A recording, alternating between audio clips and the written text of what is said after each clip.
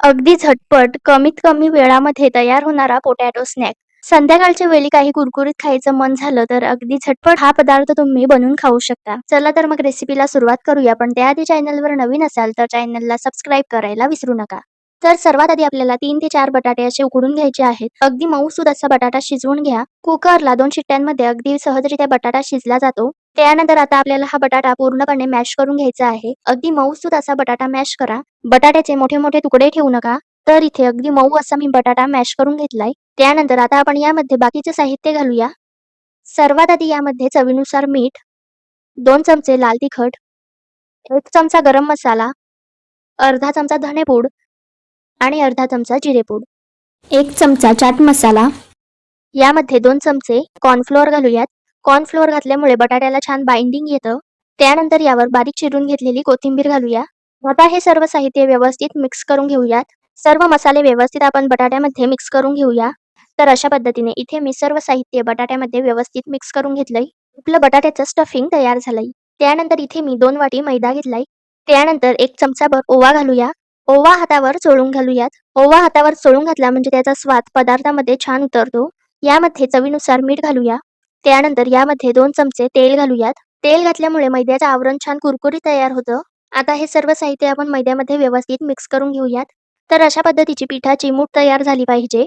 त्यानंतर आता यामध्ये थोडं थोडं करत पाणी घालूया आणि हा मैदा आपण व्यवस्थित मळून घेऊयात. तर इथे मी कणिक मळून घेतलंय. इतकं मऊ आपल्याला हे कणिक मळून घ्यायचं आहे. त्यानंतर आता आपण यावर झाकण ठेवूयात आणि हे कणिक आपण जवळपास 30 मिनिटांसाठी रेस्ट होण्यासाठी ठेवून देऊयात. तर इथे 30 मिनिट झालेली आहेत. एकदा पुन्हा आपण हे कणिक व्यवस्थित मळून घेऊयात.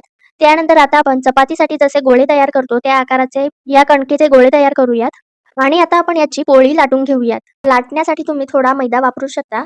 मैदा वापरून इथे मी हे लाटून घेतलंय. छान असं पातळ लाटून घेतलं. तर मी एवढी मोठी ही पोळी लाटून घेतलीये. आता मधोमध आपण छोट्या आकाराची एक वाटी ठेवूयात आणि उरलेल्या पोळीवर आपण बटाट्याची भाजी घालूयात.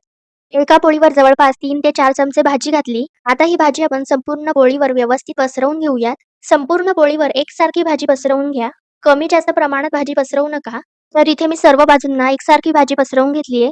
आता आपण ही वाटी काढून घेऊया. मध्यभागी जिथे आपण ही वाटी ठेवली होती त्याला असं पाणी लावून घेऊयात. पाणी लावून घेतल्यामुळे आपण हा पदार्थ जेव्हा बंद करू तेव्हा तो छान चिकटला जातो.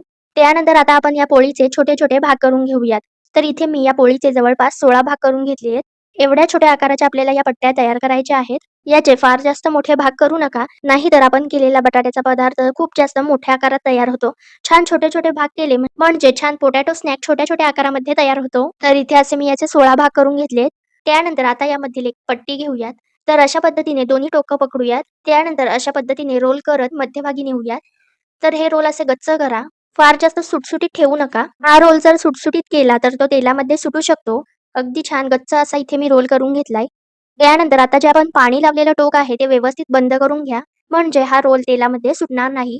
अशाच पद्धतीने उरलेल्या सर्व पट्टीपासून आपण असे रोल तयार करून घेऊयात. छान 2 टोकं पकडून अशा पद्धतीने गोल गोल करत मध्यभागी आणलं की पाणी लावलेली पट्टी आहे ती यावर चिकटवून घेऊयात. अशा पद्धतीने हा रोल तयार होतो. तर या उरलेल्या संपूर्ण पट्टीपासून मी असे रोल तयार करून घेते. त्याचबरोबर उरलेल्या मिश्रणापासून सुद्धा आपण असेच रोल तयार करून घेऊयात. तर इथे मी अर्ध्या मिश्रणाचे रोल करून घेतलेत. आता हे पोटॅटो रोल आपण तळून घेऊयात. त्यासाठी इथे मी तेल गरम करत ठेवलंय. तेल आधी व्यवस्थित गरम करून घ्या. जर तेल व्यवस्थित गरम झालं नसेल तर हे पोटॅटो रोल मऊ पडतात. त्यामुळे आधी व्यवस्थित तेल गरम करून घेतलं. त्यानंतर आता आपण गॅसची फ्लेम मध्यम ठेवूयात व मध्यम आचेवर हे रोल आपण तेलामध्ये सोडूयात. तर आपल्याला हे मध्यम आचेवर तळून घ्यायचं आहे.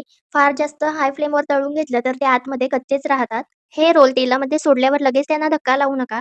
जवळपास 1 ते 2 मिनिट ते सेट होऊ द्या. त्यानंतर असे थोडेसे कडक वाटू लागले की पलटून घेऊयात. अशा पद्धतीने तेलामध्ये व्यवस्थित हे तळून घेऊयात. तर जवळपास 3 ते 4 मिनिट हे तळून घेतलं की त्यानंतर 1 मिनिटभर हाय फ्लेमवर तळून घेऊयात. हाय फ्लेमवर तळून घेतल्यामुळे छान वरून ते कुरकुरीत होतात. तर तुम्ही पाहू शकता रंग सुद्धा छान आलेला आहे. 1 मिनिटभर हाय फ्लेमवर तळून घेतले. आता आपण हे तेलामधून काढून घेऊयात. अशाच पद्धतीने उरलेले सर्व रोल तेलामध्ये तळून घेऊयात. तेल थोडं थंड झालं असेल तर ते एकदा गरम करून घ्या. त्यानंतरच हे रोल तेलामध्ये सोडा आणि मध्यम आचेवर 3 ते 4 मिनिट तळून घ्या. त्यानंतर 1 मिनिटभर हाय फ्लेमवर तळा. अशा पद्धतीने कुरकुरीत झाले की तेलामधून काढून घेऊयात. तर फक्त 2 ते 3 बटाटे वापरून कुरकुरीत बटाट्याचा स्नॅक तयार झालाय. तर रेसिपी कशी वाटली ते कमेंट्समध्ये नक्की सांगा व रेसिपी आवडली असेल तर व्हिडिओला लाईक करायला विसरू नका.